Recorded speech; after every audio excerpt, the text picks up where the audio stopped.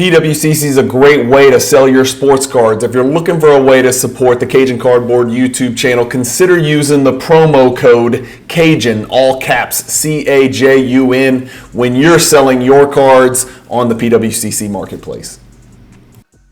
All right, we're back. It is round 2 here. We're doing Around the NBA. Coach Pixley and I are going to talk our way through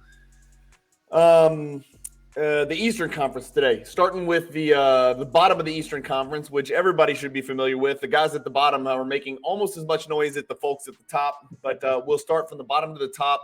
Again, we got about a 1-day delay on my stats here, so it's possible that 13 could be 12 or 8 could be 9 or whatever. So bear with us on that.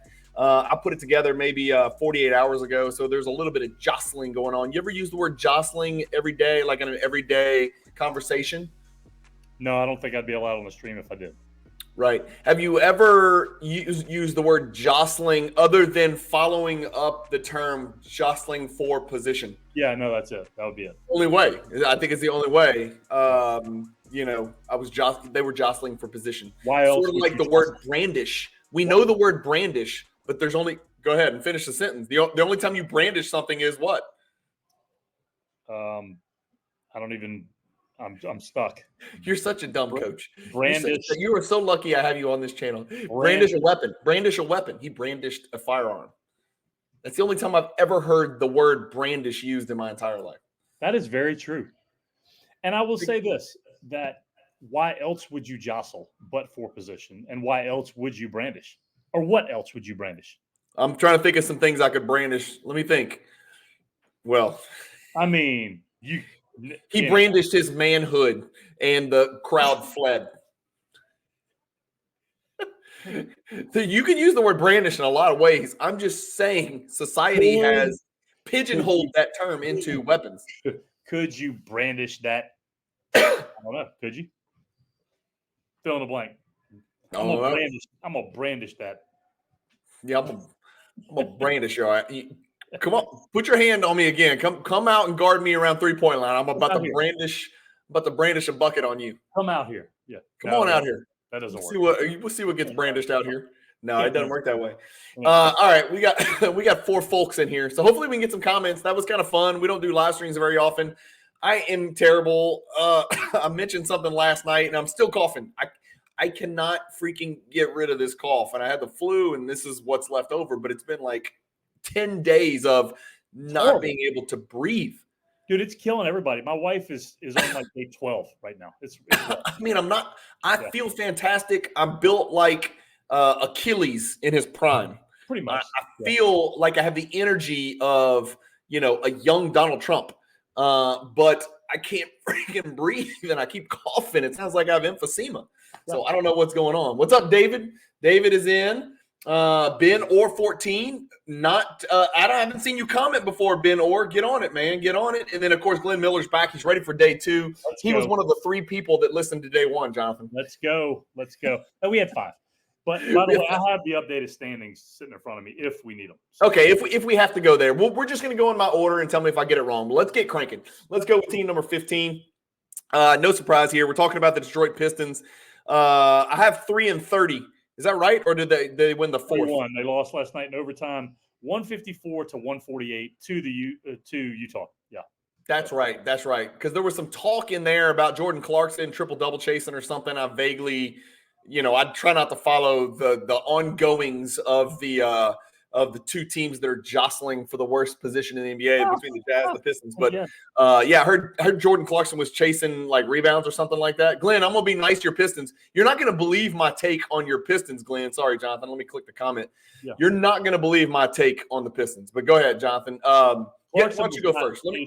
Clarkson was not chasing boards last night because he had 6. He had 3 dimes, which is 3 more than he normally has. So maybe I'm thinking about the game before. Because they were talking about it on the Low Post podcast. It must have been the game before where he was like chasing rebounds or some crap like that. So something like that. Thoughts on the Pistons is that the fact that they're talking about moving Cade Cunningham is ridiculous because, and not that they are talking about it, that it's even being mentioned that right. It's stupid because that will be like their third restart in the last 8 years.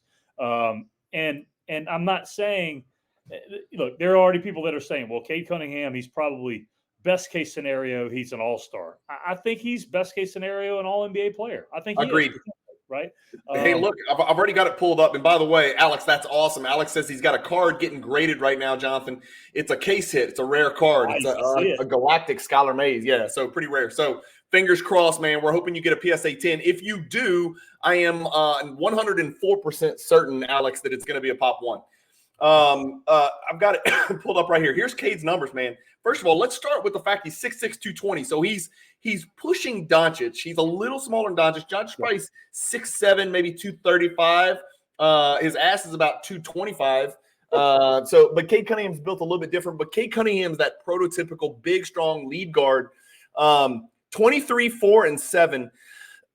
He's not the most efficient cat, but for God's sakes, who would be if you had no shooters around you the whole season? Bogey's back. Bogey can shoot it, right? But he's been out the whole season. He's had nobody around him, and that's kind of what he does. Is he's kind of like that guy with all the gravity, and he should be getting to the elbow and then kicking out and then shooting over people in the mid range. But there's no one to kick out to, so everybody's in help side. Nobody has to respect anybody except for Bogdanovich on that team. So think about this. Last night, Bogdanovich made 8 threes. He was 8 for 15. Okay, he had 36. Cunningham makes 3. Alec Burks makes 5. So, like, this is a huge night for them, right? Huge. Jaden Ivey goes 2 for 3. If Jaden Ivey could make 2 threes a game, dude, he's a really good starter in the NBA. He can if he shoots 11. That's the key. But yeah, you're right. My deal with Cade Cunningham is give me a break.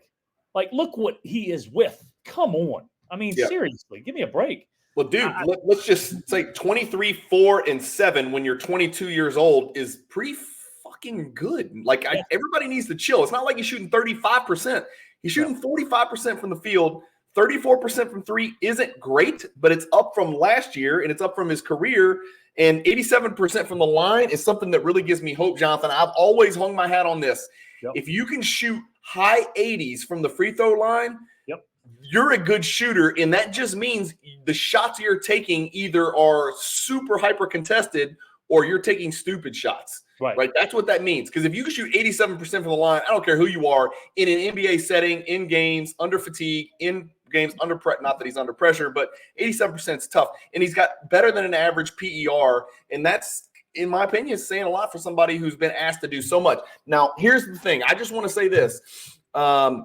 I can't compare Cade Cunningham to Wembanyama, because if you ask me who I want for my team for the next decade, I'm going to say Wembanyama. But Wizards, who's if you had to jump in and take a team and like your job is to get them to the playoffs, don't you think I know the Pistons are 4-100, but don't you think the Pistons are closer than the Wizards? Yeah, for sure. Would you rather Cade Cunningham, Jaden Ivey, Oscar Thompson, and Jalen Duren over whatever the hell? You could pick whatever 4 you want from the Wizards. Exactly. You pick them. It doesn't matter. I don't even know who you would pick. You could pick them for me. I'm taking them. I'll be honest with you. You may not agree with this. And this is probably a pretty tough question. I might put this on a Cage of Cardboard YouTube poll. Cade Cunningham or LaMelo Ball? Now, you think it's a clear-cut LaMelo? Because I don't, dude.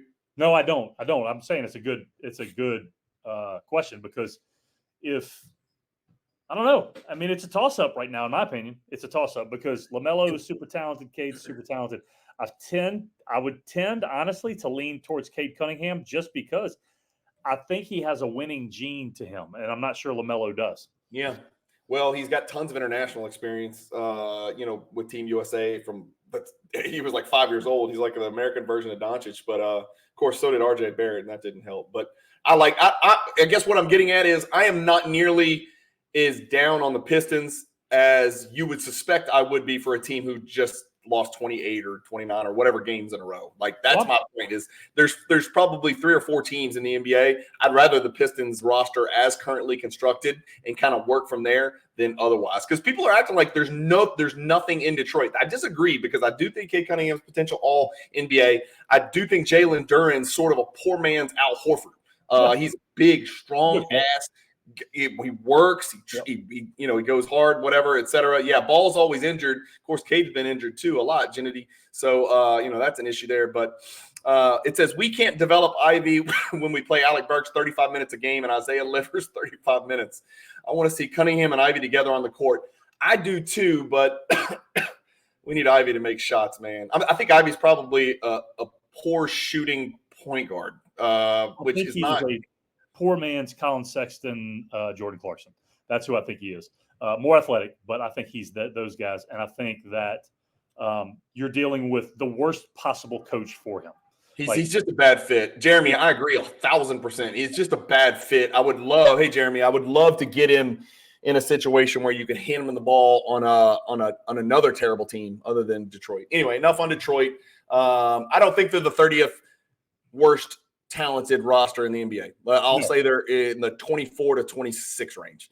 The Wizards. This would be the team that would be 30th on my list. I would have them 30th. That's just my personal opinion, because you're getting the ultimate stats on a bad team in a bad situation from Kuzma. Poole, I'm going to be the first one to raise my hand. I completely missed because I thought he was going to go put up empty stats at a crazy clip. I literally thought Poole was going to push 30 points per game this year. I think something is happening. There's something going on amongst Poole and Kuzma. I don't know this for a fact. I have no reason to believe this. I haven't read this. I get the feeling that Poole came in there, and Poole's an arrogant dude, as Draymond would attest to, and everybody in the Warriors who sent him packing. I think right when he showed up into town, I think Kuzma may have threatened his life or something like that and said, look, this is my team. Get it, sit down. This is my team. You're the beta. I'm the alpha. We'll go like I go. But both those guys are just empty stat stuffers. Anything at all get you excited about the Wizards? This Koulibaly guy, I hear people all the time talk about him as a two-way guy. I haven't seen enough from him. He's thin. He's young. He's got upside. So I'm going to tell you what gets me excited about them. The first thing is that when we're done talking about them, that'll get me excited. The second thing is I want Tyus Jones out of there. I want him gone. I need him out of there simply because I think he's got a chance, and he's going to rot there. Our guy, I say our guy, another Louisiana kid, Jared Butler, could take advantage of a situation there if some guys get moved, right? So that would be a good thing. But man, they just have so many guys who just don't make an impact and have been in the league for a few years already. Yeah. You know what I'm saying? That's the thing. It's not like they're rocking. I mean, they do have Koulibaly and a couple of young guys, but it's not like that they're the Pistons where they're rocking a bunch of dudes that are all 21 and 22. No, dude, that's not the case. Yep. And that's why I didn't understand the Tyus Jones thing. He's going to help you win games. And if you're trying not to win games, then you don't want Tyus Jones. But am I wrong? Don't they not have their pick? I thought for some reason, and again, I told you I'm terrible at salary caps. I'm terrible at remembering who has picks, but I don't think they had their pick. I don't know if they do or not. I don't know if they do. I just know they are the ultimate case of what the hell are you doing? Yeah, there is no direction whatsoever. Tyus Jones would be a huge pickup. We talked about this yesterday on the Western Conference. Like his presence in Memphis was a big reason Memphis was what they were, and they're really missing him this year, along with your favorite player, Dylan Brooks. Tyus Jones gets out. Then our guy, Jared Butler, Louisiana, from Reserve, Louisiana, LaPlace, Louisiana, went to high school in Reserve, Louisiana, Riverside Academy. I was lucky enough. I got to sit down in his living room. I went down there with another one of our Nike EYBL coaches to try to recruit him. And of course he said no. But just add him to the list of NBA guys that I recruited that never came to play with us because they didn't trust us. But his parents were salty. Who was the best of that list? Malik Monk? Was he the best of that list? Oh, no. Like best player? Best player, best NBA player, future NBA player that turned us down. Robert Williams. I guess. And he didn't turn me down. I was not permitted access to Robert Williams. I was prevented team at all. He played in Texas, Nike EYBL. So I was not permitted to communicate with him through his handlers and his people. Melvin Frazier, first round pick. Jacob Evans, first round pick. Robert Williams, first round pick. I'm talking And about dudes who have done it in the league. No, I'm just saying. I'm just naming the guys that Yeah. we were right there. Skylar was our NBA guy that we had, and it was tough, man. That was a tough run. So, let's keep moving because the Wizards really suck. Who finishes the season with more wins, the Wizards or the Pistons? I bet the Pistons. I don't know, man. I'm going to tell you this right now. I would hope that they would. Monty Williams is a terrible fit for that deal. It's a terrible fit because he's a good coach? I don't know, but I know he's an old school coach who is from the Pop deal who does not fit a rebuild. He doesn't fit it. So I don't know, man. I think neither does Pop, by the way. Yeah. Obviously, because Pop. Here, let me do the math real quick. Pop and Monty Williams their teams have a combined 8 wins. Yeah. That's freaking crazy to think about. Who would you rather? You would definitely rather Detroit's roster than the Spurs roster, also, including not if Wembanyama's on it. Okay, so you take the Spurs roster just with Wembanyama over the Pistons roster. You think Wembanyama's all NBA next year? No, but listen to me. You think 5 years from now, if those rosters, which obviously will not be, but if they were both still intact, you think the Spurs would be better than the Pistons? Yes. I think Wembanyama will be one of the 5 best players in the world in 5 years, yes. So you think just because of him, they'll be better than the dudes you got? Yes, I do. God damn, how many times do I have to say it? I think that Wembanyama is going to be 25, 15, 7, and average 3 blocks a game and shoot 60% from the field and make 200 threes and win 11 MVPs. You do realize we're talking about a 3 versus a 2-win team 5 years from now. If the we've got to move on. We are bad about this. Let's keep going here. Okay, we're done with the Wizards. Let's move on to the Hornets, which is also, it's like the Charlotte Wizards as far as I'm concerned. The only difference is they have 2 promising players. You know what? I'm going to say they have 3, Jonathan, because LaMelo Ball, for God's sakes, if the poor kid could get healthy, the whole Ball family is cursed because they're big mouth dad. But if LaMelo Ball could get healthy, we could finally get to see him play about 60, 70 games in a row. That really would be nice because he's the kind of dude that's going to make everybody else on that team so much better.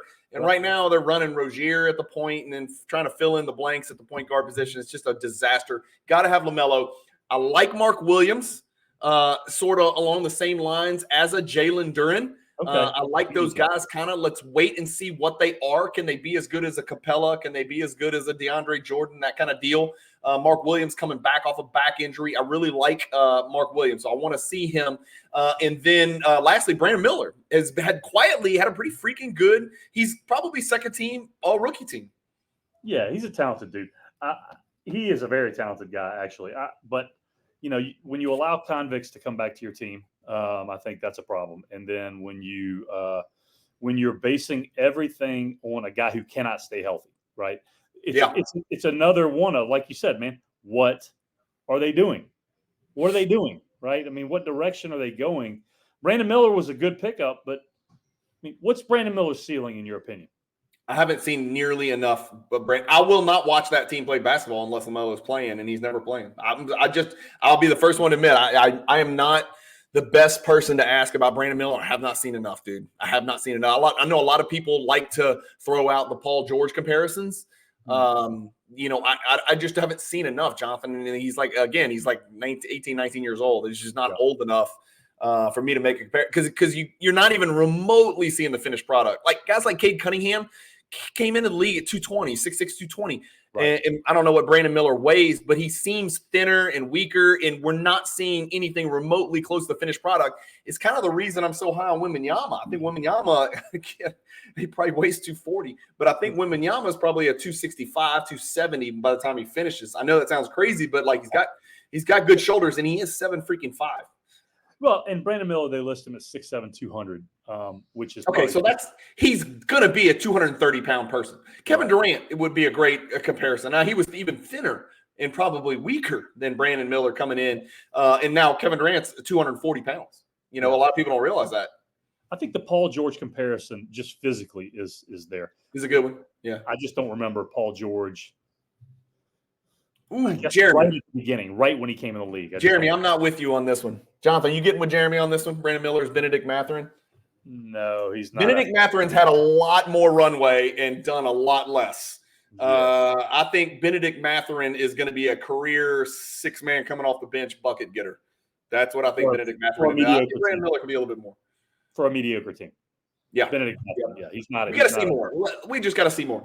So 3 reasons to get excited in Charlotte. Really, those are the only 3. They got to figure out a way to move Hayward, Rozier, get those contracts off the book, and then just kind of cook from there and maybe have another good draft. I don't know. Well, look, Alex says Brandon Miller, Paul George without the defensive skills.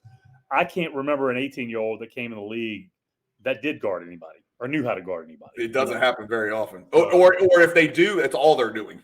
That's right. That's right. Right. You know what I'm saying? Like there are 18-year-olds that come in that are elite defenders, but that means all they're doing is defending. They're not playing both ways, right?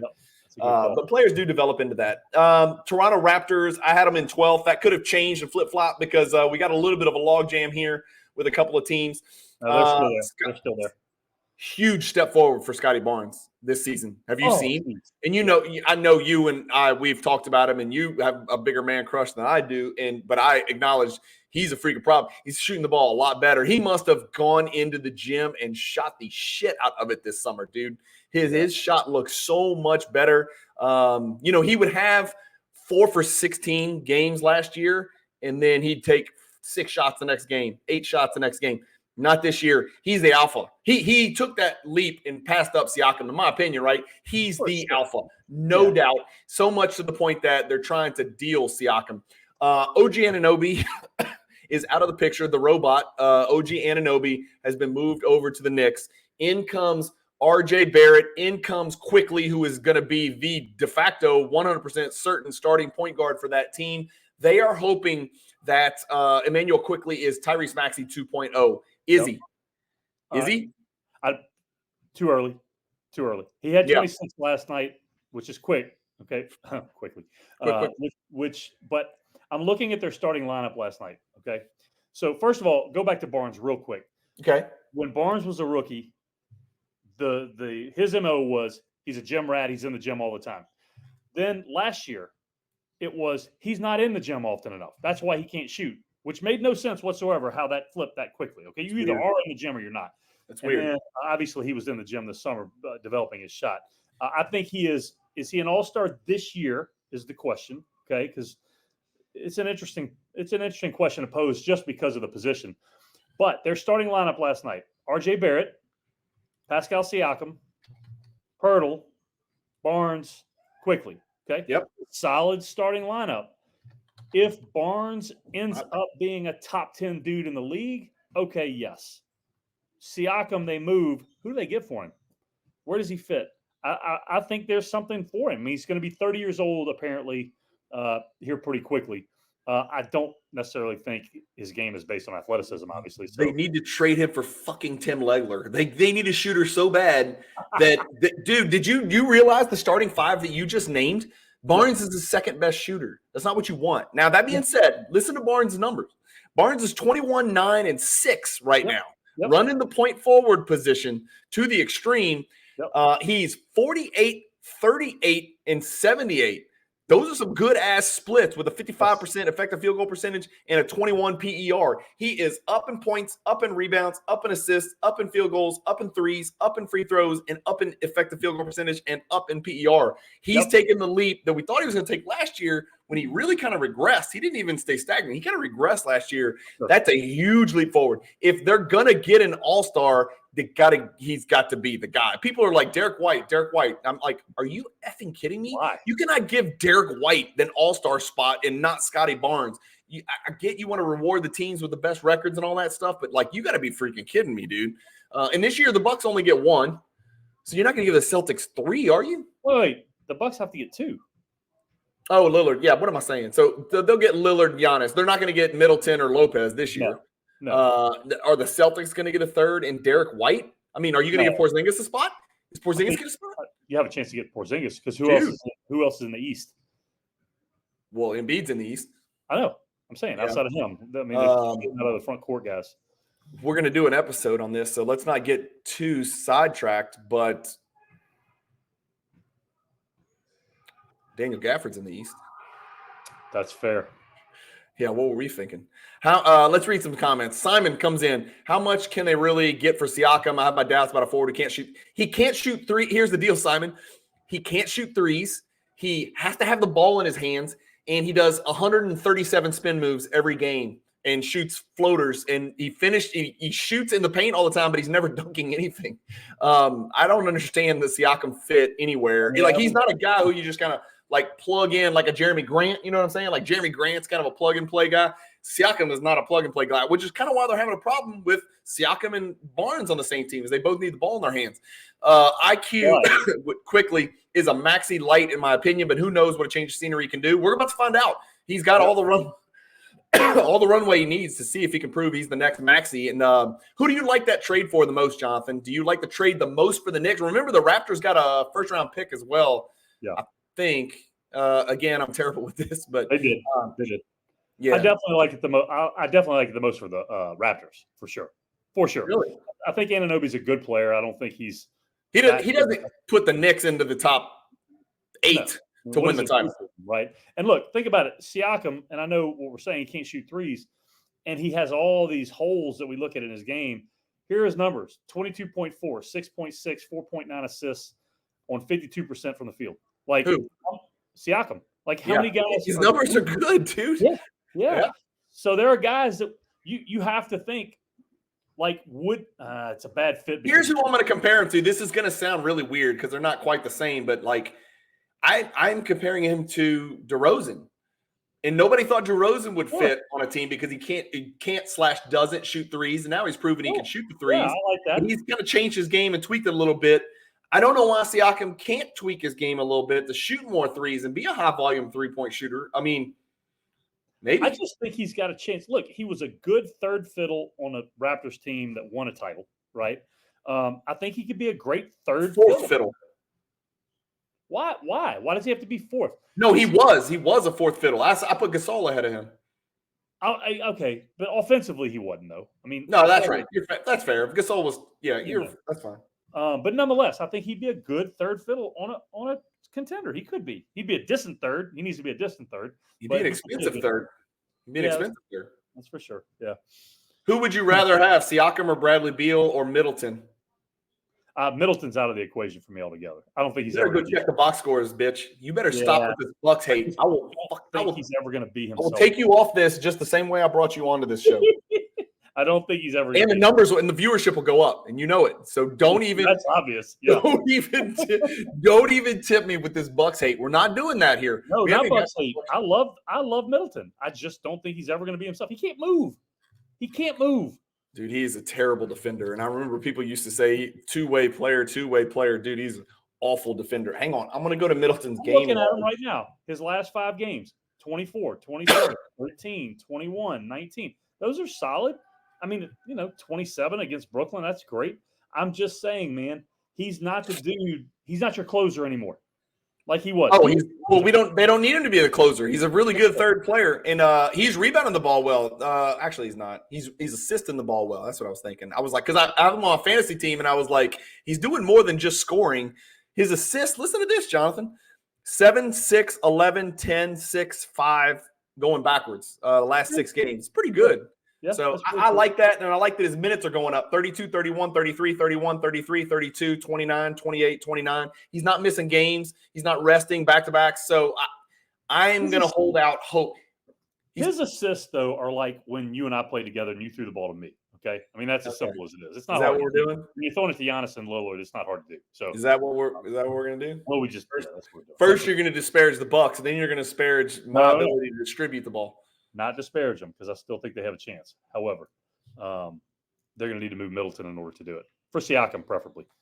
We're getting to the Bucks discussion. Don't you worry, Simon. I'm gonna rip his ass to pieces. All right. Okay. We're done with the Raptors. What else? Does RJ Barrett help? No, there's no spacing there. That's my notes basically.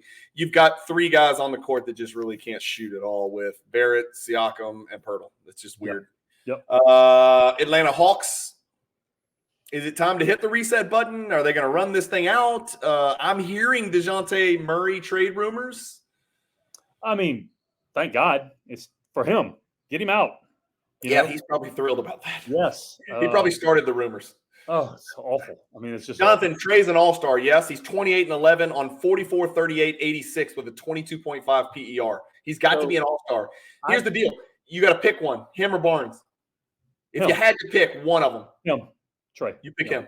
Yeah. Dude, his numbers are ridiculous. I mean, you can't have those numbers. Fine, he's ball dominant. Fine, he's tough to play with sometimes offensively. Fine, they're 13 and 20 or 14 and 20 or whatever. Yeah, he's a terrible defender. Those numbers you just called out are freaking all-star numbers. I don't care who you are. They are. That's ridiculous. Your ass, Jeremy Davis. I'm going to block your ass out of here. Don't make me block. First, you misspell my name, and now you're going to – again, this Bucks hate is overwhelming on my own channel. The Bucks hate is just like – it's what's the word? It's jostling me. I'm getting jostled. I'm about to brandish a weapon. You're being brandished right now. I'm about to brandish a weapon and get Jeremy Davis. Who is he talking about? Who's already played the Bucks 5 times? I don't know. He must be talking about recent years. Jeremy, who's your team? I'm sorry, I should have followed that. I guess he's talking about Matherin, maybe the Pacers. Sorry, autocorrect. Oh, did you mean 1-4 against the Bucks? The Hawks. Okay, we're done with the Hawks. Hit the reset button or ride it out. What would you do if you were in charge of the Hawks right now? If I hear one more person tell me how good on Ngakwu or whatever his name, what's his name? I don't care, but I'm so tired of hearing about that. Like, you don't trade him. You keep him as the foundational piece. No, you don't. He's terrible.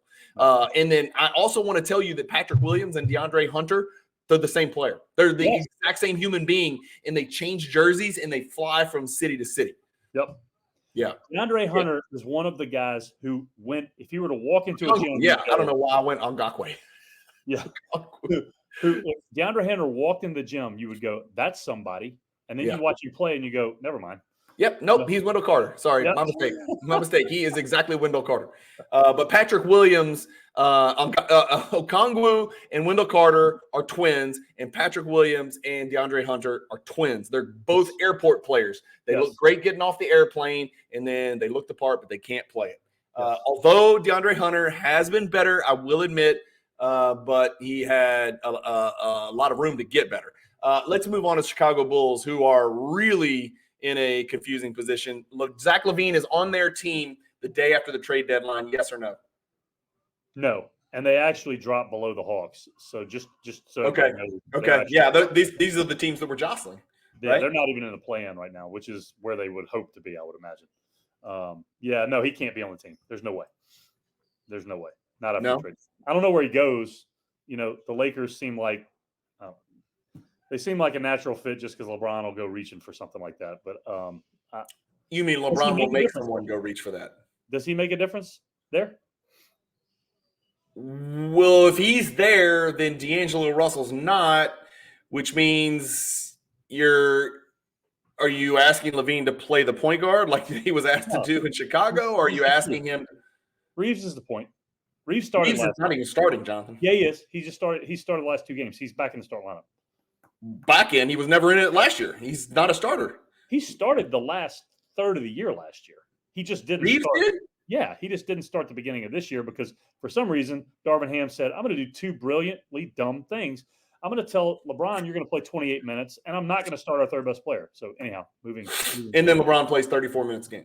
Yes. All right. So LaVine's gonzo. I agree. I don't think he's on the Bulls post deadline. No matter what, it's just a matter of what they can get for him. Yep. I don't think Vucevic is on their team, but they got to find somebody to take Vucevic, which shouldn't be bad because he shoots threes. He's big. He's made all-star teams. He's not going to make your team worse.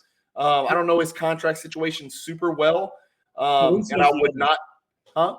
Caruso's the other one we got to look at because Caruso is the number 1 trade chip that they have, and there's 30 interested or 29 other teams interested in him. Nobody on the planet will trade for $200 million. Zach, you watch.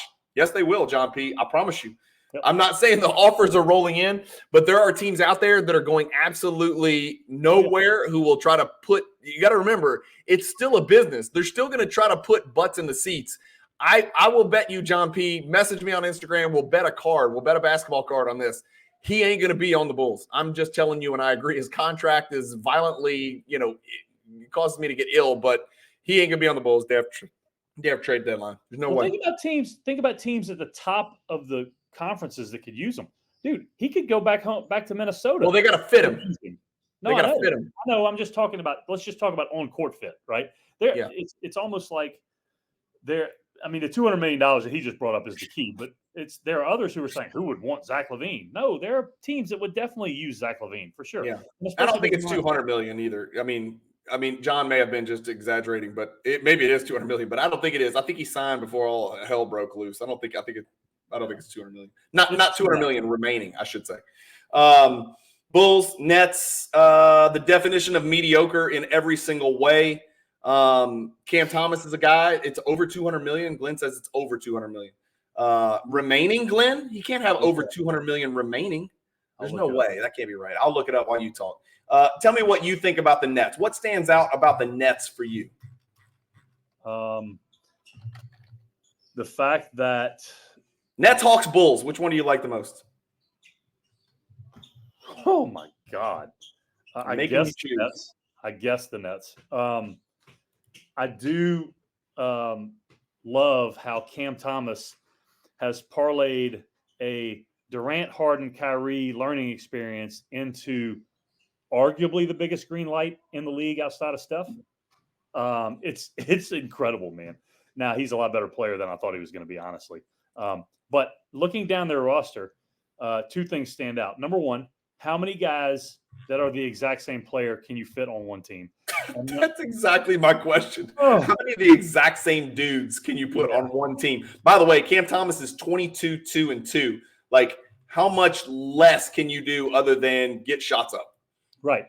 And then what an absolute it's just a shame what Ben Simmons has become. Although he's averaging 11 rebounds and 7 assists a game right now.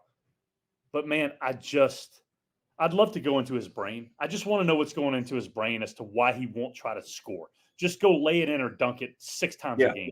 I don't understand. I want to know why. I will not have any more discussion about him, though. That's it. I'm done. Just to clear up the LaVine thing, LaVine has 176 million left on his contract. So, and that's including this year. So after this year, he's only got 135 million left. So, but basically what it is somebody's got to hang an albatross around their neck for 3 years with Zach LaVine as their second best player, making an average of $45 million a year. And I know 45 sounds like an insane number, and trust me, it's more than probably you should pay Zach LaVine. But Ben Simmons doesn't want to play basketball. No, did he ever? That's a fact. Yes. I mean, I know he came out gangbusters after he came back from his back injury early in his career and made all-star teams, made all NBA teams, by the way. And you and I were both in agreement that he had the potential and might have been at or near the top of the list of the best defenders in the entire NBA. And right now, I don't know. I'm done. I'm not even going to speak about it. He's almost to the point like he's Isaiah Thomas on this channel where I don't even want to talk about it. I have had to eat so much crow with a good friend of ours. We sat in my living room and argued over who was going to be a better pro, Ben Simmons or Brandon Ingram. And I literally told him he was the dumbest person on earth. Well, here's the deal. Another one of our assistant coaches from our Nike EYBL program, we got in the car, we drove down when Ben Simmons and D'Angelo Russell and those folks were at Montverde, and we went into the gym at the Hilario Center, and we watched them play Jared Butler's Riverside Academy team, who was a nationally ranked team and the best team in Louisiana, and I watched Ben Simmons make 6 threes. Yes. And listen to me, I walked at the biggest player on the court, the fastest player on the court, and the player that shot the most and made the most threes. I walked out of that gym saying, that is going to be the best basketball player on planet Earth. It was one sample, right? One sample. But I was like, he checked every single box you could possibly imagine. It was astonishing what I saw on that given night. And then something happened. Some kind of wire got crossed, and maybe he just got paid, and that was the end of it, and he didn't care. But, yeah, John P., I'm with you, man. You put Zion and Ben Simmons kind of in the same boat? No. I mean, mentally, no. Zion's ahead because he's actually playing. Yes, you know why? Because Zion wants to shoot a basketball. Yeah, that's true. That's true. They both have mental hurdles, but the hurdles are very different. Can we stop with the Nets? I'm done. Cavs. Good one. I lost. I bet the Cavs to win 50 games this year. I got really good odds on that on FanDuel, and I thought just based on their kind of track of progression that I bet them to win 50, and I also thought Mobley was going to get better. boy, was I wrong on Mobley, and boy, was I wrong on the health of the freaking Cavs. They added Strus. They already had the real Dean Wade. So I just thought the Cavs had a chance to push 50 wins. And I'm pretty sure they may not accumulate 50 wins over 2 seasons. They're 18-15. So I guess that's not as bad as it could be, considering that Mitchell's been doing damn near everything by himself. Garland, that dude can't get a break with the facial injuries, man. It's like he's scratched cornea, finger in the tooth, he breaks his cheekbones. It's like, that guy gets hit in the face more than any player I've ever seen in my entire life. I need an explanation here. This is the only thing I need to know about the Cavs is, how does an NBA team have Tristan Thompson and Ricky Rubio on it still? Rubio's gone. It was announced today. They bought him out. He's going to, if he ever plays pro basketball again, it will be in Spain. It won't be in the NBA. Okay. All right. But who did you say, Rubio and who? Tristan Thompson. Tristan Thompson. Who I feel like has been with the Cavs 4 different times.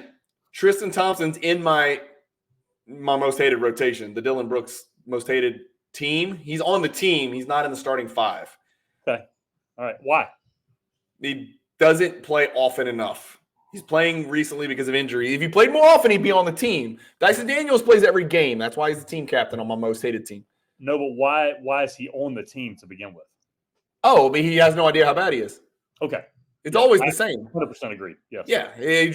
That's what drives me to not being able to watch certain people. By the way, Rip City, I disagree with you on this. He says Philly fucked up Simmons' confidence big time. No, I think not true. He fucked his own something's wrong with him. It's not being in Philly. LSU. Listen, Philly is a city of brotherly love. It's full of compassionate fans who care about their players on and off the court. They never get down on their team. They're always positive. Just a really empathetic group of fans. And I think Ben Simmons is the reason that Ben Simmons is fucked up. Now, Ben Simmons stopped shooting a basketball in college. Dude. In college. In college, I watched it. It was weird. He had a shoulder injury, which most people don't know about. And then when he had the shoulder injury, he stopped shooting a basketball altogether, and he never started shooting again. He didn't. That's a fact, dude. Because look, here's the deal, man. People, if they're not in that gym that you were in to watch at the Alario Center, they would have no reason to believe what you just said. None. Yeah. Right? But we watched it. We watched it on the USL. We watched it. We saw it. So that's right. Yeah. Jonathan, their season's over, right? Because Garland's out, Mobley's out for an extended period of time. Are they? I mean, they make the play in. Are they? If they all come back, are they somebody that we need to talk about? I mean, if you had to bet on a team, the Cavs or the Heat, the Knicks or the Cavs, what did you? What did you say about the Heat? The Heat and the Cavs, the Knicks and the Cavs. I mean, if you had to pick one of those teams, they're only one game apart. Don't do that to the Heat, first of all. Secondly, well, I'm just telling you, the Heat and the Cavs are like one freaking game separated, and Mitchell's been playing by himself. He's been playing 3-on-5. Dude, the Heat were an 8th seed last year. The Heat are not. They can't be a part of that discussion. You know that, okay? Okay. Well, how about the Knicks?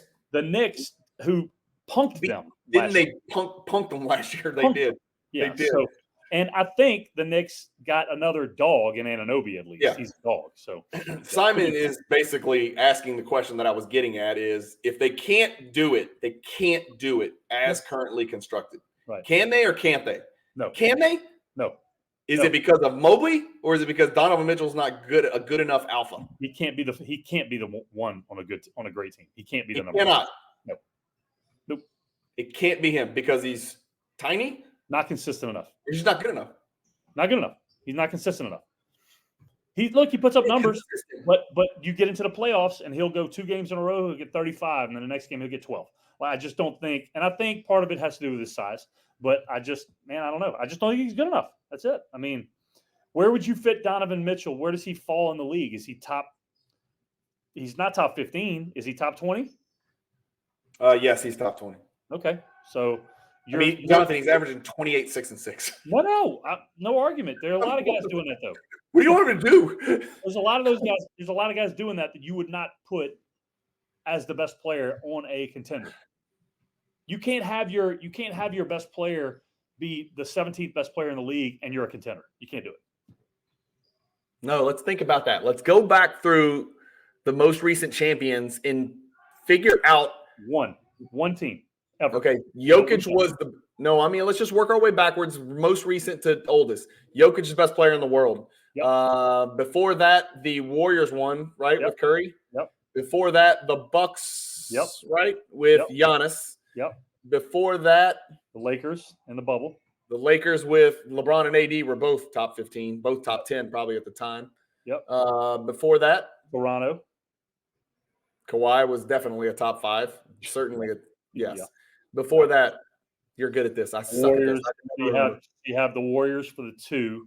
You have the Cavs. All the Warriors, we can throw those out. And then all the Heat, we can throw those out because they had 2 of the top 5 or 10. The Cavs in 16, right?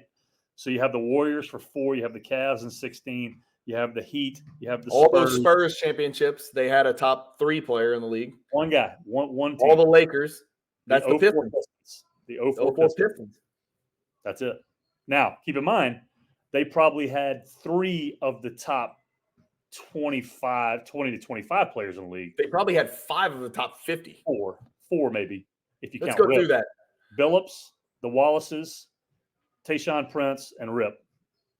That was their starting 5. You don't think all those guys are top 50? Oh, yeah, top 50. But I'm saying like 5 of the top 50. 3 of them might have been top 25 at that point. Freaking nuts. Yeah. You don't see that anymore because those guys would want too much money now. Yep. You know? Yep. John P. Rumors are Mitchell won't be there. I don't know, man. That's a lot. Mitchell's a lot to deal. Levine's a lot to deal. If you had to pick one, you'd rather Mitchell than Levine? Yeah, for sure. Yep. Barnes, Mitchell, or Trey? John P. brings up Barnes, Mitchell, and Trey. He says Barnes is easily better than Mitchell and Trey. Well, he's younger than both of them a little bit. Long term. Yeah, long term. Long term, all things being the same contract-wise, you're taking Barnes over Trey and Mitchell just because he's a 6'9" point guard and the other guys are 6'2". Because his ceiling is a lot higher. Yeah, I'm with you. Yeah, Simon 04 Pistons, yep. Never thought of it like that. How about the Knicks? Do you feel like the Knicks feel like, man, we really stole one by not taking Donovan Mitchell or not getting Donovan Mitchell and getting Brunson? Oh, they dodged the bullet. They got Brunson at $25.5 million a year. Yep. And by the way, I know you're not going to like this. Brunson's a better player. I know you're not going to like this. He is a hobbit, and he can't win a title because it's never happened except for he who shall not be named twice. I am simply saying he's a better player than Donovan Mitchell. He gives you a better chance of winning than Donovan Mitchell. And he proved it last year, by the way, in the playoffs.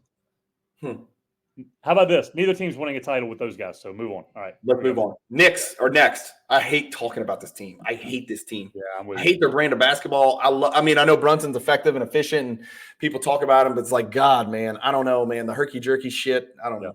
Why is it that SGA has a herky-jerky game, and I love it, and I'm in like it oozes entertainment, but Brunson is like watching some freaking fat guy in the local LA Fitness, like head fake and step through. And oh God, he's going to play until he's 60. Huh? It's because SGA is 6'6" and looks like a basketball player. That's why. Now I will say this. Julius Randle, although he's putting up numbers, has definitely joined my least like to watch players list. Who? Julius Randle. I do not like watching him play basketball. He's a bully. Yeah. He's a bully. Yeah. All right, let me look at my notes on the Knicks just in case. OG is better than Quickly and Barrett, and he's a better fit. So I do think the Knicks got better.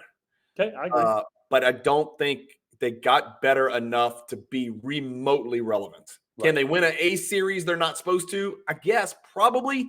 Can they win 3 series that they're not supposed to? Probably not. And I think if they're the 7th seed, they're going to have to win 3 series where they're the underdog. That's Heat type stuff. That's Heat type accolades. And I don't see it happening. OG's the stopper they need next to Brunson to cover his little hobbit ass up. We shall see. Still not enough. That's my notes. All right, Indiana Pacers. Who do you like more right now? If you were the GM and your job was to win a title, who do you think wins a title first, Pacers or Knicks? Or do you think neither one ever win one? Oh, they'll never win one, but Pacers would win one first. Yeah. Halliburton is far and away better than Brunson. Halliburton's that dude. Yeah. Halliburton is that dude. Halliburton or SGA? SGA. SGA is really that dude. No hesitation? None. No, I'm not saying it won't change. I'm saying today, right now, none. This is going to be a bitch of a first-team All-NBA vote this year because SGA, Halliburton, Yep. Doncic, Yep. Lillard's going to be banging on that door because they're going to win a bazillion games. Tatum is a forward, so he won't be in the mix. Yeah. Nah, Nobody in the West. Lillard won't be in that. Is LeBron a front court or a back court for All-Star voting? For whatever, it's both, I think. And I think Luka is too. It's ridiculous. It's Luka, that's right. They make it to where Luka could play forward or whatever. So, which is stupid because he's a point guard. He's the only point guard that they have. Yeah. John P. nailed it. No, I do not like Julius Randle penetrating gaps that don't exist. Yeah. I do not. By the way, in the playoffs, add 2 more pump fakes to that list. Add 2 more pump fakes when someone his height guards him. That's right. Okay, Simon says, positions don't matter at all. So 5 best this year. I heard they were talking about it, but I didn't know for sure if they were going to it. So this is the first year ever, right? I know they got rid of the centers. They went to backcourt, front court. Now it's 5 best players. But wow. the All-Star is still front court, back court, I think. Though. All-Star is front court, back court. And I know that J.J. Redick's been beating the drum to go to 15 players. He's like, why don't they go to 15 players? Why don't they go to 15 players? Well, J.J., good luck trying to get 15 players into a freaking game. Yeah. That's hard. There's only 48 minutes to go around. It's hard to play 12 already. Playing 15 is absurd. And by the way, it almost is 15 because there's usually 2 or 3 guys hurt in each conference every single year. Yeah. The All-Star game is a travesty anyhow, so we can move on from that. No, they're going to fix it, dude. I'm telling you, I think they're going to fix it. Silver knows how serious that is. When the people, the diehards like you and me, I turned that shit off. Like it was making me sad. Yeah. I was sad watching it. I literally was sad. That is the emotion. I didn't watch a minute of it the last 2 years. Not one. You didn't watch it at all. I turned it on with hope. And then, honest to God, man, after the first quarter, I was like, this is uncomfortable. I was feeling anxiety at how uncomfortable it was. Yeah. For those of you young bucks out there watching this, you need to go back and watch an All-Star game in like the 90s. The 80s is too ridiculous. Like the 90s, when those guys were going at it, that was fun. It was fun. Here's the deal. And then, first of all, in the 80s, they would kill you and then urinate on your mom's grave. And then in the 90s, they cared about who won, and it was East-West. And they're going back to East-West, by the way. So I think that helps. That's a step in the right direction. Stop all this draft bullshit. Nobody wants to draft bullshit. And then in the 90s, it was competitive start to finish. But nobody was going to get hurt. And then in the 2000s, only in the fourth quarter did they compete. Right. And then gradually now it's no one competes at all, ever. Under any circumstances, do they ever care whatsoever what the hell, who wins the game or anything like that. So as much as I hate to say throwing money at it solves the problem, I think it'll help. Probably, yeah. But the dudes who are in the game are making so much money, it might not, is the issue. Home court advantage in the NBA Finals is too important to put on the line, isn't it? I love it, though. I would be you want to fix it? Yeah. Fixed. That's fixed. And it's not that, again, let's say they have 12 players on each team. Realistically, 8 of the players think they have a chance to be in the NBA Finals, but don't you bet those sons of bitches are going to put pressure on the Trae Youngs and the Scotty Barnes to make sure they play their ass off in the All-Star game? Or the coach to play them. Instantly fixed. If you say, you know what, whichever conference wins it, home court advantage in the NBA Finals. Now, is that too big of a piece? Is it too important to throw as the chip for the All-Star game? I don't know. Major League Baseball? They did, and then they stopped it, I think, the very next year because people went ape shit. I thought, I don't know. I don't watch baseball. Yeah, I don't either. I thought that, I don't know. Anyhow, I would love for it. There's got to be something you could put on the table other than money that matters enough to force these dudes to play. It has to. I don't know. I don't know what it is. That I love the home court thing. I think that's great. The problem with that is the argument is, well, why do you play the whole regular season then? That's the thing is you don't want to diminish the value of the regular season. They're already having issues with that, which is why they do the in-season tournament thing. So the coach would not play the Jokic's and the Tatums as much. No, I guess, are you referring to if they did move it to a 15-man roster? That is correct. If they moved it to a 15-man roster, you would definitely have to back down the minutes for damn near everybody because getting 15. Because the coach is the coach of one of the best teams in the league. That has we're saying if you don't add the bargaining chip of NBA Finals, home court, and all that. He's talking about if we just change from 12 to 15. I think. Oh, Got it. Okay. Yeah, I think. Well, I think everybody can agree. Everybody's trying to win. If you make NBA Finals home court advantage, the deal. Yeah. Pacers first in NBA history in points per game, and they're 29th in points per game allowed. You can't win a title if you're 29th in the league in points per game allowed, but damn, they're fun to watch.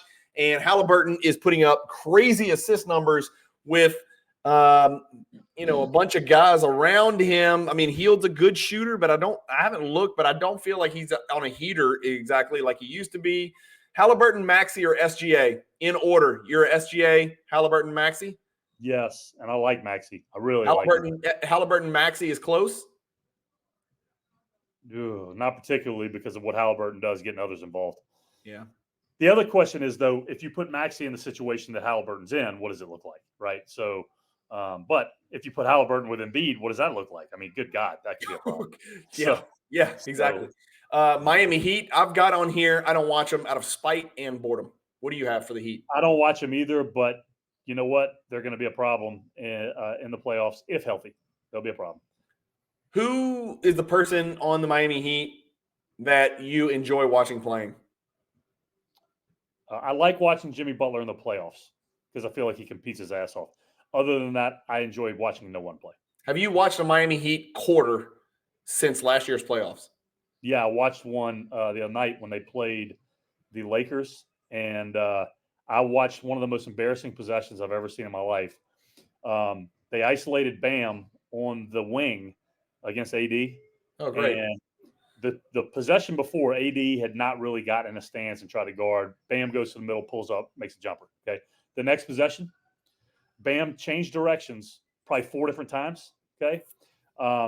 And then I believe he shot faked at the end, got the ball tipped away, ran and grabbed it again, shot faked again, then got a shot blocked. It was the most embarrassing 15 seconds that one person's ever had the ball. AD was like, I'm not even going to let you breathe. And so if that's your second best player, it's amazing that they made the finals. I do like Jaime Jaquez. The R Bruin 10 brings up Jaime Jaquez. Jaime Jaquez putting up good fantasy numbers, across the board numbers, good teammate numbers, high basketball IQ. He's got a little shit to him. You are right. I should not have left him out. It's the first time the Heat have had a relevant prospect since Tyler Hero. And then, of course, before that, Adebayo was, pretty good from the jump. My question is, does Hero make them worse or better? I can't understand how a guy that's that good and scores the ball that well can make a team worse. And I hear the questions like that. You heard it last year with the Morant and the Grizzlies, and the year before that. It's like you hear it with Levine and the Bulls. Now they've gone on this run, and Kobe White's been unleashed. It's like I just have a hard time believing that less talent makes your team better. I know there are situations where that person's a cancer. Like I think, there are situations where you take a Julius Randle off your team and your team may change so much that, yes, they get better. But like a Tyler Hero, I don't see Tyler Hero as a ball-stopping pain in the ass guy who takes shots that he shouldn't take. I do. I see him really in that setting. Not to the degree that some guys are, but I think in that setting, what everything's based on, basically there's one guy allowed to do that.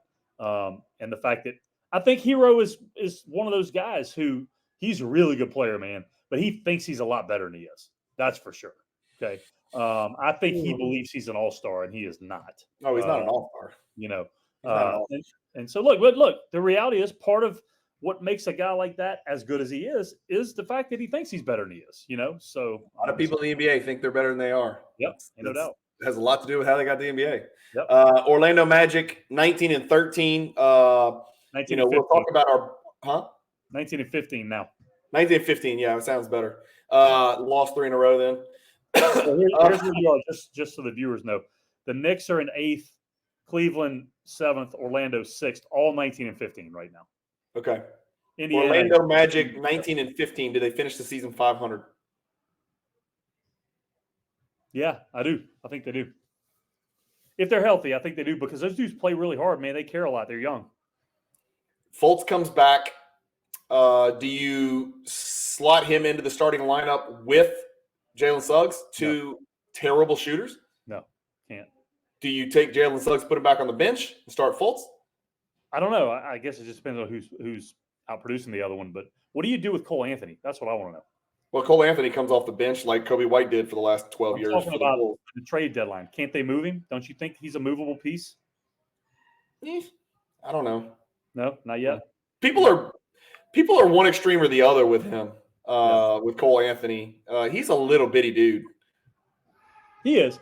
I'll tell you this: they do have two corner pieces, that's for sure, and I believe Wagner is that. I didn't know if he was going to be that, but I think he is that now. And so, and then does Wagner ever make an All-Star team? Yes. And Banchero makes an All-Star team. Yes. Does Banchero make it this season? I don't know. That's a good question. I need to look at his numbers. Banchero or Scotty Barnes? I know Scotty Barnes' numbers are better, but Banchero's team is significantly better, so that's going to be a huge advantage. Banchero's 22-7-4 on 4. Damn, he shoots 38% from 3. Yeah. 47, 38, and 70 with a 16 PER. Not good. That's going to be a tough one. Banchero versus Barnes for an all-star spot. Team success being highly in favor of Banchero. Take them both. Barnes is a backcourt guy. What? Barnes is a backcourt guy, so you can take them both. Barnes not a backcourt guy. He's a point guard.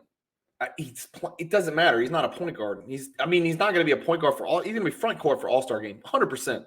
You don't think you could vote for both? Like one of those LeBron Luka deals? You don't think it's? I don't know. They need to get that shit straight. We need to do some research on that before we do our episode on that and figure out what exactly is the deal. Who can and can't I vote for, and how many spots and all this shit.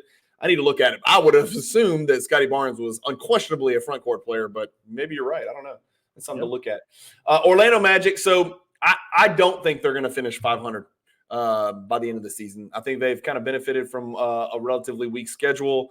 I have that they're a sinking ship, and there's no way they finish in the top 6 because the Heat, the Knicks, and the Cavs are coming. And I think all 3 of those teams, while I don't think any of those 3 teams can push the big 3, I do think the Knicks, the Heat, and the Cavs are all much better and further along, the progression than the Magic. That's just me. If you ask me which of those teams I want to watch play basketball, I want to watch the Magic games. Right. I want to watch the Magic game. Right. I think that the only team that they might get past is Cleveland because that thing could unravel pretty quickly if Donovan Mitchell realizes that they're not going to have a chance. But other than that, no, you're right. You're 100% right. Are the Magic and Cleveland right now both 19 and 15? Yeah. Yeah. And the Knicks are? The Knicks are, I'm going back because I was looking. Scotty Barnes, you're correct, is not allowed to be voted for in the backcourt. Okay. So that matters. Okay, so here's what you have right now. You have Indiana 19 and 14, Orlando, Cleveland, New York 19 and 15. In the Heat, Miami's 20 and 14, so they're 4th. So out of all those teams, 6 get automatic, right? 6 are in automatically. So you get to pick 3 of those 5 to get in. See, I think Indiana and Orlando drop. I think New York and Cleveland, if Cleveland's healthy, probably go up. New York, Cleveland, and Heat finish 4, 5, 6 in some order. That's my guess. Yeah. Yeah. They've got. I feel like they've been there, done that theory right there. I think that's going to kick in. The Heat, Cavs, and the Knicks. Yeah, I agree with you. Yeah. Let's talk about the Sixers. They're in 3rd. Does that surprise you? In 3rd, did you think that they would be better without Harden than with Harden? Yes. 22 and 10. What are they now? This was 2 days old. 23 and 10. 23 and 10. 23 and 10. Is there any way they can finish top 2? Sure. They're a game behind Milwaukee right now. They're cheating. It's more is it more Maxey? Half game, actually. In his step forward, or is it Embiid actually taking his MVP numbers and then urinating on top of them and exceeding them? It is both. And I do think both of them, each of them have allowed the other to happen. Right? By Maxey. I'll tell you what, he is. Embiid likes Maxey, and Maxey likes Embiid, and that matters a lot. Yeah. Well, Maxey better like Embiid. That's the way I look at it. Okay. But the way you look, Maxey's that guy, man. And I believe he'll be that guy in the playoffs because when you play that hard, you can overcome a lot, even if you're struggling. It's not going to be a moment's too big for him. And then I think Embiid feels like now I literally have the ball all the time whenever I want it, in the spots that I want. Nobody's going to question it. Harden's not going to sit out there and dribble 10 seconds off the clock before he gets it to me. he's it. So I think it matters. I do. Right now, only once in the history of the league has a player averaged more points than minutes. And ironically, it was a season when Wilt Chamberlain averaged 48.5 minutes per game. So it's happened once in history. And right now, Embiid is more points than minutes, and they're 23-10. That's 33 games in. Can he finish the season averaging more points than minutes? No. I don't think so either. No. I have a really hard time. I mean, obviously I believe it, but I really struggle that's the only time that's ever happened.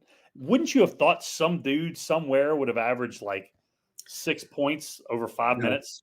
No? Oh, no. You also have to score a certain number. Oh, okay. Yeah, it's not just like fucking Sam Hauser. I mean, you gotta. That has to have happened before. Yeah, that's gotta happen. Shit, Jordan Clarkson's gotta have done that. You're one of those guys that shoots that bitch every time they touch it. Yeah. Shit, Tyler Hero might have done it. So maybe it's a guy averaging 30. Is that what it is? I don't know. I think there was a threshold though. But if you go back and you think about it, guys in the 80s and 90s were playing 37, 38, 39 minutes a game. And the only person I ever remember averaging more than 35 was Jordan in the 80s and 90s. Do you remember anybody ever in the 80s or 90s averaging more than 35? They didn't. Nobody did, right? Jordan, that 1 year where he averaged 37. And then, of course, then it was not until I know Kobe had a huge year, but I don't know if he was 35. And then Harden had the crazy year, right, where it was like 37. Yeah, Jordan had a year of 37.1. He had a year of 35 even. And then, 33, 32, whatever. But Kobe had a 35. Harden had a 36.3, something like that. But that's it. But yeah, those guys are playing big minutes. So yeah. Who do you think the Sixers need? Gigi wants to know what piece do you think the Sixers need? You got to move somebody out, right? Let's go to their starting lineup. Let's talk about this a little bit. Huh? Lauri Markkanen. Well, that's not fair for a Bucks fan. DeAnthony Melton, Nicholas Batum, and Tobias Harris are in their starting lineup. By the way. So Derek White's much better than those three players, and he's the sixth player for the Celtics. So that's why we don't think that the Sixers can do what they need to do. But who would you move out of there? I mean, which one goes? Obviously, Batum. I think Batum just turned 57 years old. Yeah. So I would think Batum would be the guy that would kind of get cast to the bench. 15 years in the league. Batum. Yeah. How about this? Tell Marcus Morris Sr., tell Batum, tell Robert Covington, and tell Patrick Beverly, look, your services are no longer required. We're not even going to fill out the roster spots for you. Go away. Okay. You just need a third fiddle, man. You need a third guy. Tobias Harris is not that. No, the guy, here's the key. The third guy has to be somebody who is close to the number 2, but is willing to be the number 3. Bradley Beal. Lauri Markkanen. Well, he's not close to Durant or Booker, but you get the point. Lauri Markkanen. Yep. Like your boy Siakam doesn't help them, right? He'd be okay. Is he better than Tobias Harris? He doesn't make threes. I don't know, but he's a better player than Tobias Harris is. But my point is he a better fit? I don't know. Yeah, Lauri Markkanen. Simon, I agree. Batum isn't going anywhere, but I also agree that neither are the Sixers if Batum is their starting small forward. That's kind of what we're getting at. I cannot envision that happening. It'd be one thing if they had just 4 uber elite starters and then Batum was just their glue ball mover dude, but that's just not. I just don't know, man. And Kelly Oubre is who he is. We know that. So yeah, I like Kelly Oubre is the bucket getter off the bench. I have no problem with that. I mean, every team needs a guy like that. I have no problem with that whatsoever. All right, where are we at? Sorry. Okay, it's down to the big 2. Yep. We got the Bucks. I've got on here Middleton is back with an exclamation point and an FU after it. And he's trending upward. And he's 52, 42, 91 over the past 30 days. So you can suck on that, right? And we've already talked about his 21 points, 6 rebounds, 7 assists on a per 36-minute basis. I love the per 36. I love that. That's great. What is he really average? Because that's what we're praying. We're praying he could at one point play 36 minutes in a game. And we also we do recognize the fact that he is a cone on defense, right? Okay. Yeah. Just making A pylon, I think it would be the more appropriate term. Look, here's my problem with it. And I really like the dude. I like his game. I like how he plays. I like how he approaches things. It just sucks because if you can't guard at all anymore, okay, at all, that means your athleticism has declined. I just look at it and go, it's going to be really hard for you to create a shot in the playoffs against Boston. Against Boston. I mean, come on. Yeah. So I think it's a problem. And I think if he's your third guy, it's an issue. Look, if he comes back to 85% of what he was, different story. Yeah. Different story. I hope he does. Well, he's 85% of what he was right now because he's 21, 6, and 7 per 36 on 52, 42, 91. Physically, I'm talking about. He's getting there, dude. He was never like a freaking track star. It's not Carl Lewis. This is not Russell Westbrook. He was kind of a big, plotting guard who is like a power guard. He was a power wing, dude. Klay Thompson play, man. Klay Thompson still shoots the piss out of it. He can still put numbers. Right. Not the same dude. Who would you rather have if you were the Bucks, Middleton or Klay Thompson? Klay Thompson. You're an idiot. Just because of what he does. It's a perfect fit. You'd rather have Klay Thompson right now than Chris Middleton? And tell him to just catch and shoot? Yeah. They're both terrible defenders. Who cares? Dude, did you not hear what I just said? Over the last 30 days, I heard all of it. You asked me who I'd rather have in the playoffs against Boston, knowing that neither one of them is going to be able to guard their other guy, so it doesn't matter. I think it's a perfect fit. With Lillard and Giannis, Klay Thompson is not a perfect fit. He's a better fit at this point, in my opinion, than Middleton. It's been 9 years since Klay Thompson shot a ball inside the three-point line. That's how old that dude is. That's how brittle he's become. Chris Middleton still puts people in the blender with his gigantic ass. He puts them down on the post and he bullies the shit out of people. I watch him do it to the tune of 21, 6, and 7 over 36 minutes. You go find me the last time that Klay Thompson averaged 6 rebounds and 7 assists in a game. I bet he hasn't had 6 rebounds and 7 assists in a game in 5 years. And Middleton's averaging that over 30 minutes, over the last 30 games. Here's the great part about that. They don't need somebody to average 7 assists. Well, it matters. No. It does. No. He just happens to be the guy passing the ball to All right, two fine. of the best players in the world. Enough. No, I don't know. We'll let the people who are watching this comment below, Middleton or Klay Thompson, right now for this stretch run. Which of those players do you want? Simon brings up a good point. Adrian Griffin, every time I see this man's face, it looks like he's confused about where he is. He's like the young black Joe Biden of NBA coaches. He does not know what his purpose is, what he's doing, what he's supposed to do. He scares the shit out of me, Jonathan. I feel like Lillard and Giannis should run a pick and roll every single possession.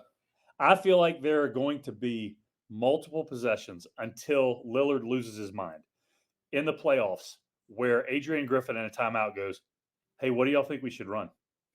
I know you don't think that's happened this season. Hey, Mr. Antetokounmpo, what do you think you should do? What do you think you should do right now?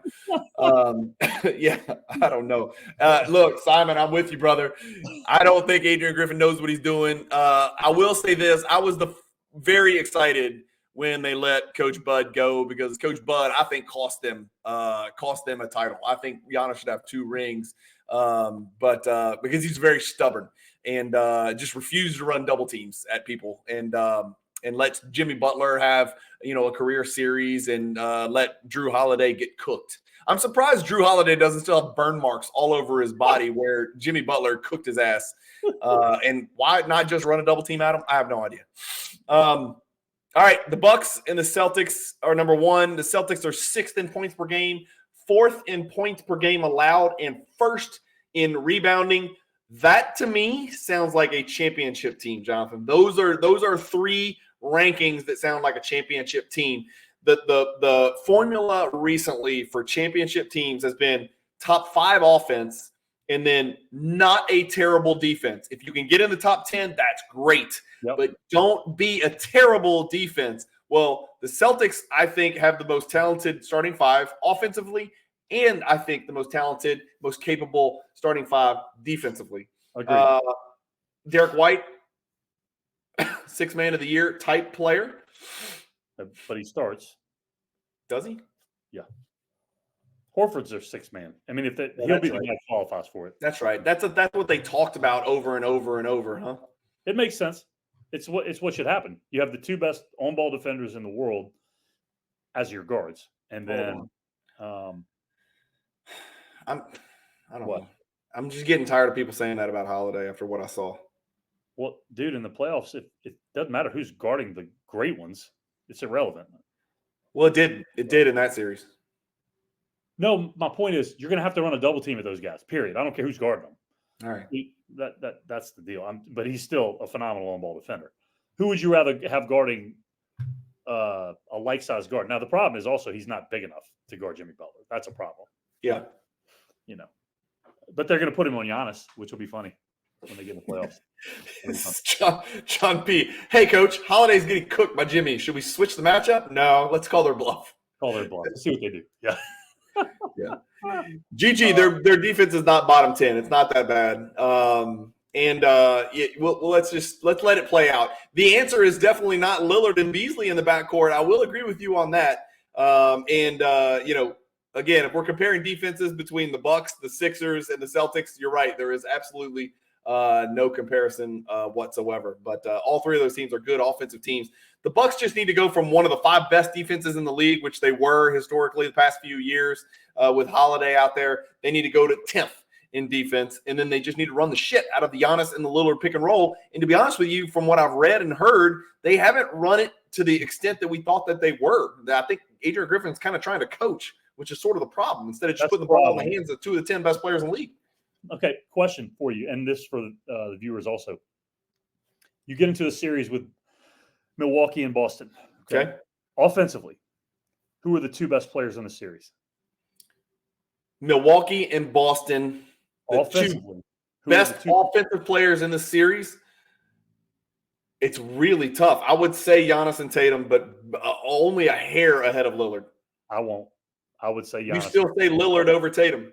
I do. I say Tatum over Lillard. Here's why.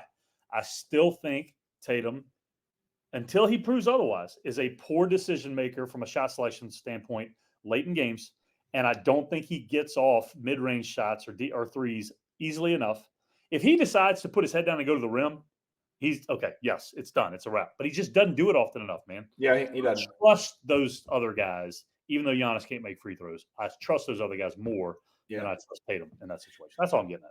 Simon brings up a great point, and I think that's why I have picked the Celtics, because the Nuggets have guys that you can leave, and the Bucks have guys that you can leave. Well, they have guys that can't guard anybody.